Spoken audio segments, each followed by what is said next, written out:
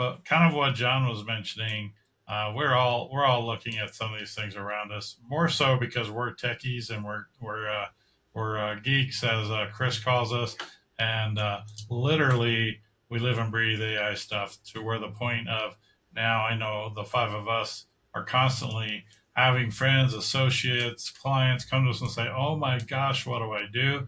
I know AI is everywhere. I don't know what to do. I'm overwhelmed," as John mentioned. So I'm going to show you a super, super easy, quick thing. And I know some of my cohorts here are going to show you how some of these things have already been around in other places. But now Google Chrome is, I believe, the most used browser in the world. And Google, who owns Gemini, among other things, have now really refined some of what they're doing. And my thoughts are it's just the very tip of the iceberg of what's going to be coming down the pike for Google, Gemini, and everything, and how it ties into AI. So I'm going to share screens for just a couple of minutes because sharing is caring. And here we go. All right. So can you guys see my latest AI news and articles page? Yep. Yes. Okay. So we're in Google Chrome. As you can see, my brain is way on overload because I got way too many tabs open, right? But the cool thing is this is a website I like because it's the latest AI news, right? So I'm just using this as an example, but like John said, if you just look on the last couple days, oh my gosh, all of these changes, all the latest versions, all these updates, all these things that AI is doing, it's insane, right? But the cool thing that I want to share is now in the United States anyway, you have this little button up here that says Gemini, and if you click it, you now have this new little area here that you can resize. You can actually break it off here, pop it out if you want. But it's looking at this tab, right? I can see right now that it is this tab that I'm looking at. So I can add in more tabs here if I want. If I want to have a discussion about this and something else. But because there's a lot of information here, one trick would be to talk to your Gemini assistant here and ask it. You can talk to it verbally or you can type it.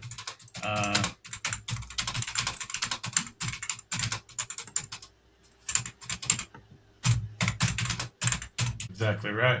So I just told it, tell me the latest news just about Gemini. I don't care about Roblox or Mistral or any of this stuff because I don't even probably know what it is, right? But I've asked it to do something and say, okay. So it's telling me just some latest information here about what it's pulling from here, right? So I can then type or talk, as John mentioned, about this conversation. I'm having a conversation with my Gemini assistant, right? So that's all well and fine. Like I say, you can bring in multiple tabs. But my friend Laura on here also showed me a cool feature of now within Gemini. Yes, I can assimilate or analyze web pages like this. But let's just say I am stuck. I'm stuck on a software. Let's say I'm in orbits or I'm wherever I'm at, right?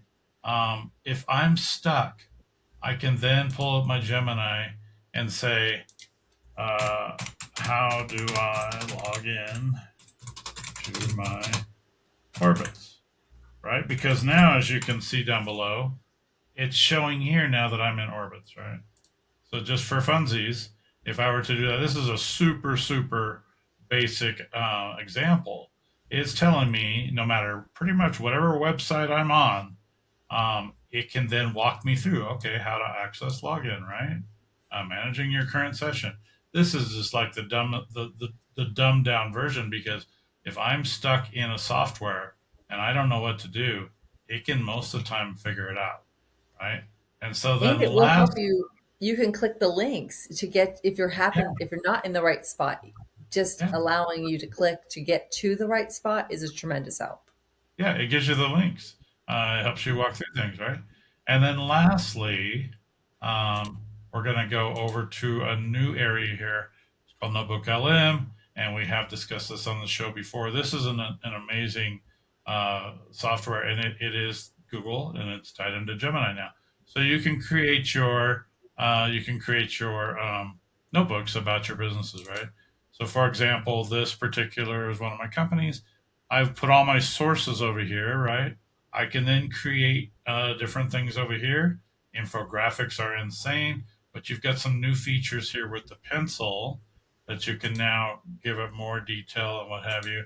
But what it's creating with some of these things is, let's just, here's an example.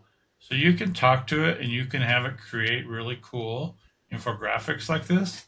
But I'm not going to go too deep into Notebook LM because what I want to point out is when I'm in Gemini, so I'm already in my notebook, but let's just say I'm going to open Gemini again.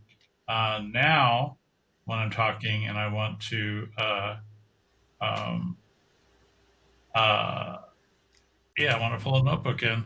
So let's just go to a different website and let's just say we're on this website or what have you, and we want to discuss something.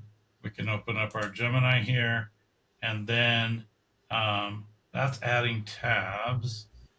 Where is the ability to add notebooks? They did. Yeah, so if you just go to gemini.google.com, it'd be the same concept. But here now, when you're adding your files and everything else, you can now pull in a notebook, right? So if I wanted to pull in that notebook, and now it has all those sources, all of that data that is in that notebook. So this is just huge to me because there's so many things you could do now. Whether you're creating images, you're writing content, it now has a source or a brain to look at that. So my thoughts are the way where Gemini and Google and Notebook are going, and there's so much more to it. It's to me just mind-boggling.